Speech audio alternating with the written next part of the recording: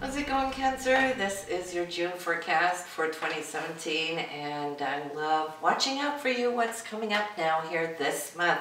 Mars has been plowing through your 12th house, so you've probably felt that need to kind of just step back a little bit, but then again, you had a lot of energy going on there in May, and this is setting you up for what now is going to take off here in June. And you know what? Your physical energy is not only going to be up and running, but it's going to be up to par. I feel that you already might know what that is all about if you're listening to this reading here already on the May side of this forecast. So you're only 3 degrees away from the ascendants here as the month starts out. So you're pretty much clear on where you're heading, what it is you're wanting to obtain now as far as your goals. And Venus is cruising through your 10th house as it was in May. So I feel that you're so powered up now as far as wanting to reach those obligations, those deadlines, maybe get a promotion, and we'll see very early in the month how Venus is going to act and what she's going to do when she meets up with Uranus, because that's always that symbolic key of change, right? Changing things up, the tempo and so forth.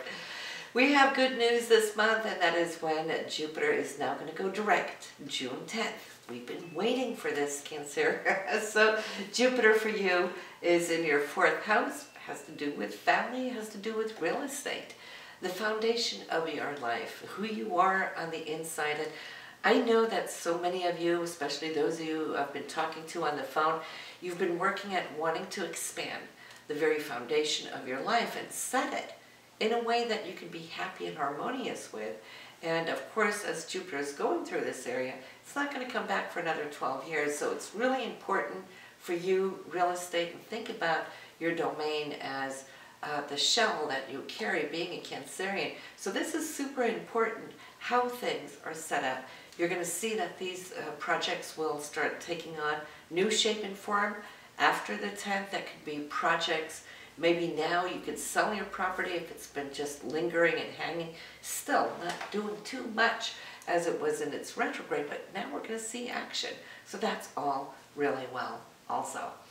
If you're thinking about remodeling, hopefully you've kind of kept that to low key since Jupiter has been retrograde, but after June 10th you can pick that up and you can start beautifying this area or adding to more space. You know, Jupiter is spacious, right? So I can see how many of you want to change your shell to something that's more comfortable to where you're at today at this time in your life.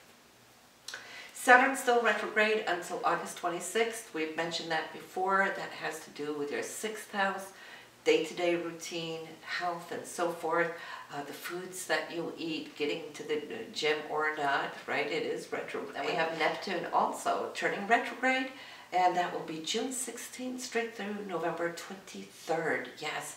So what does Neptune do when it retrogrades? You know, it's such a subtle influence. It's not like the personal planets that wham bang really is tangible. It's more that intangible spiritual energy, and you have it in the 9th house for spirituality, wanting to search, research, go deep, find out your place in the universe. So as it retrogrades, I think it's more of a time for you, perhaps where you're embedding, integrating whatever you accumulated of knowledge, insights, and so forth when Neptune was direct.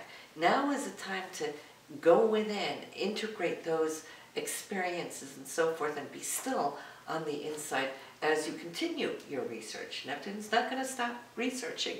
It is in the sign of Pisces, which is very spiritual, in the house of Sagittarius, which is also a very spiritual aspect. So it's still going to be with you. Some of you might feel it if you're extra sensitive.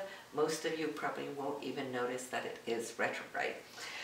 Pluto retrograde April 21st through that of September 29th. Pluto is that dynamic pivotal point of relationships, still there. We spoke about that last month, probably the month before, so I'm not going to sound like a broken record, but slowly your relationship is changing. Your marriage is changing. If you're single, that is changing.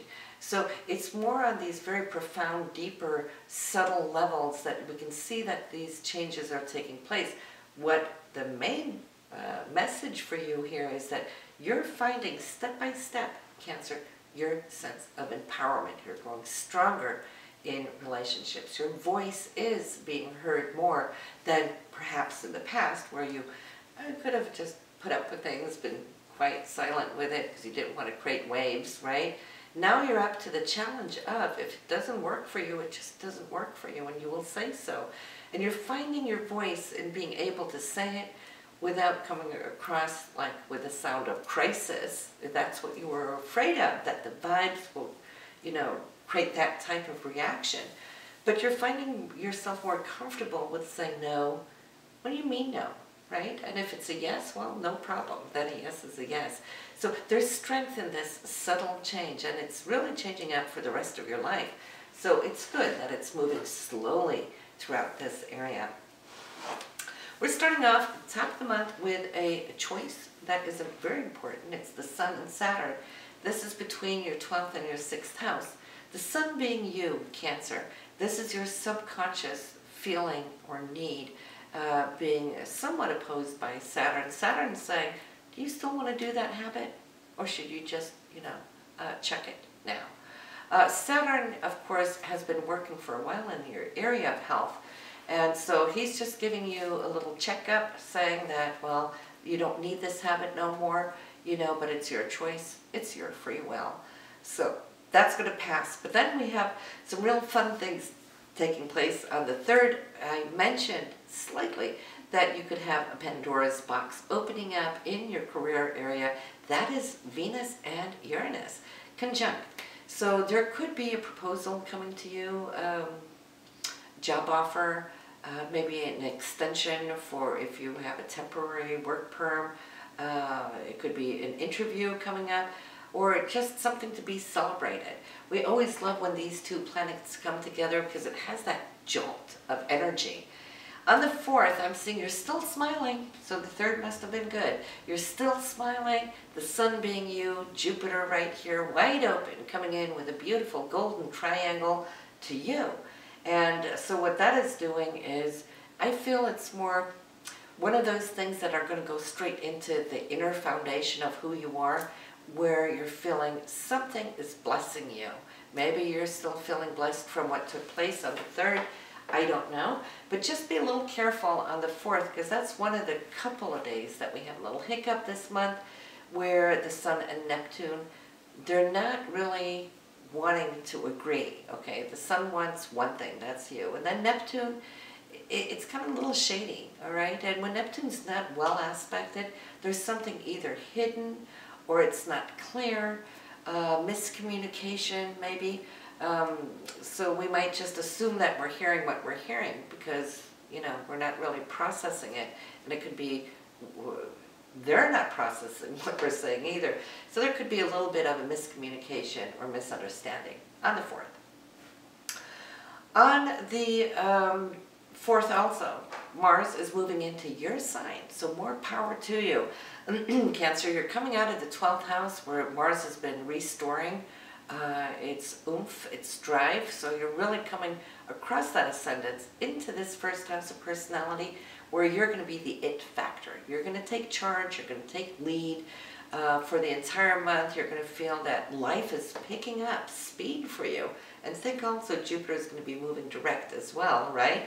So on the 4th, we got that going. On the 6th, Venus is changing signs out of your career area, or even if you're not working, we always have goals. The 10th house is also the goals that we're striving for. It's moving out of there into the 11th house of hopes and dreams. It's also the area of friendships, acquaintances, groups and organizations, and so forth.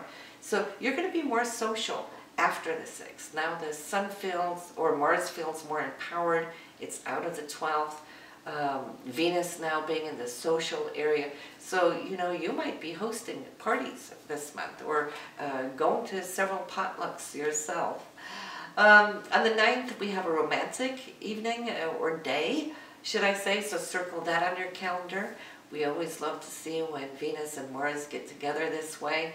It's just jiving, it's coming together. There's passion, there's joy, there's humor.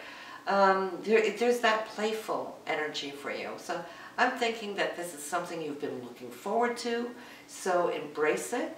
On the 13th, there's even more coming in. Now, Jupiter is awake, moving forward, alive, and he's presenting you with great news through Mercury. And so for you, that could definitely be something of the sorts, I feel, that is connected to not just what you've worked for, but I think it's more connected to what you've been trying to manifest. You know, your previous intentions in the past, you might start to see how they're starting to come forward in the synchronistic flow. And when Jupiter does something, it always does it in big, grandiose style. So 13th is great. Now, we had that little miscommunication with Neptune there on the 4th. We have it again, but this time it's not the Sun squaring off on Neptune, it is Mercury. So now it's more tangible. It could be verbal agreements, it could be documents, papers. I would say if you don't have to sign, I'd give it a few days. Read through, read the small fine print, because you might just still be riding this high of the good news that came with Jupiter and Mercury, and sometimes we just feel that we're inconquerable, that we can just, you know, everything works. And so we may not pay attention to the smaller fine print. Just be aware on the 14th. On the 18th, you might have a chance to readjust. Mercury is now, Saturn's kicking in here. It's like, oh, you did this, right? Now, what do you want to do about it? That's an opposition between Mercury and Saturn. So at least you will have that chance to have buyer's remorse, for example, right? And say, we need to redo this contract or agreement. On the 20th, you know, we spoke about that beautiful romantic evening, Cancer, and I know you're so romantic at heart, right? This is more than just that. This is more the soulmate, twin flame, cosmic type love energy coming in. It's heightened awareness. It's heightened emotions.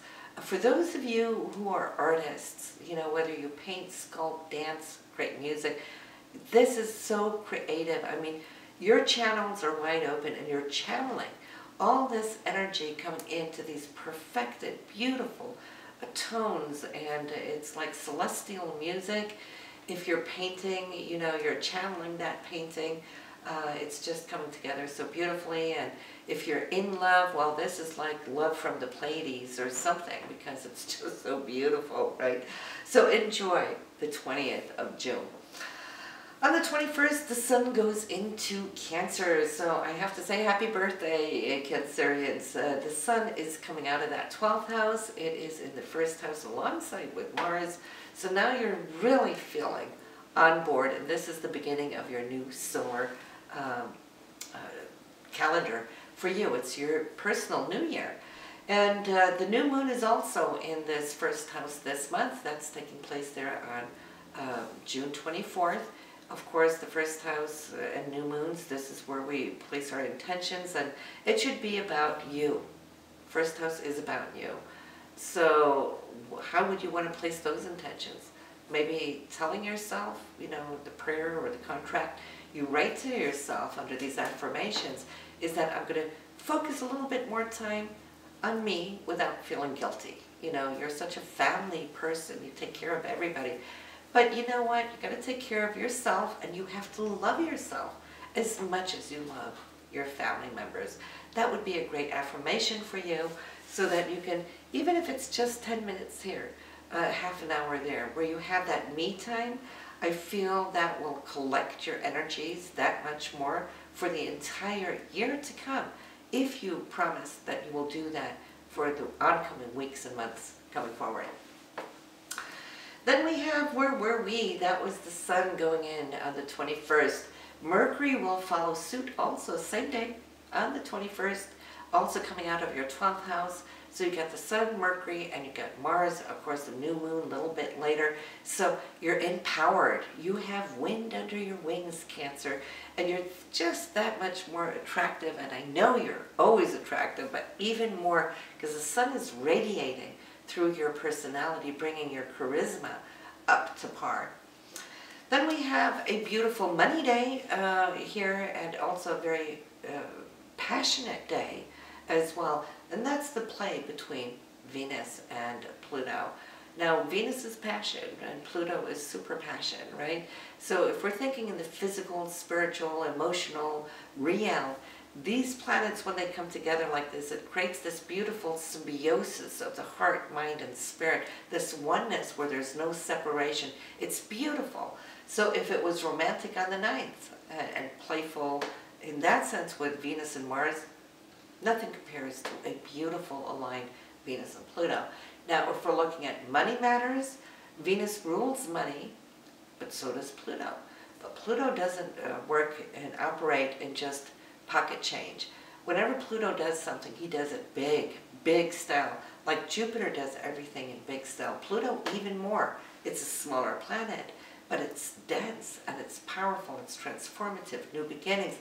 Some of you might just land the promotion you've been looking for. Some of you might land a huge client which will do something for you. And since Venus is currently then in your 11th house, that has to do with your hopes and dreams, right? The visions that you've been holding and praying for, trying to manifest, that can come to be here at this time. But Pluto being in your 7th house, whatever is going to hit you will fall also on your partner. But it could be the other way around. It could be now Pluto, your partner, coming in too with something that's going to expand your horizons, so for your hopes and dreams. So either way, Pluto's in the 7th, Venus is in your 11th. Then we have on the 25th, well, now we got to make some compromises. Okay, we had such a great day there yesterday. Now today's a different day, right? This is Mars and Jupiter. They're squaring up on each other, and Mars wants to do its thing over here, and Jupiter wants to do its thing there. So try to find a beautiful compromise. People might just be a little short, a little edgy here, just because everybody has their own agenda, that it's not really coherent, it's not cohesive in the integration of working well together. This can happen anywhere. It could be in traffic, it could be at work, it could be at home, it could be amongst friends. Everybody is like a little bit frazzled, but it moves quickly, so even that shall pass. We're ending the month here with Mercury and Neptune, beautiful trine. Again, more inspiration, especially for those of you who are very artistically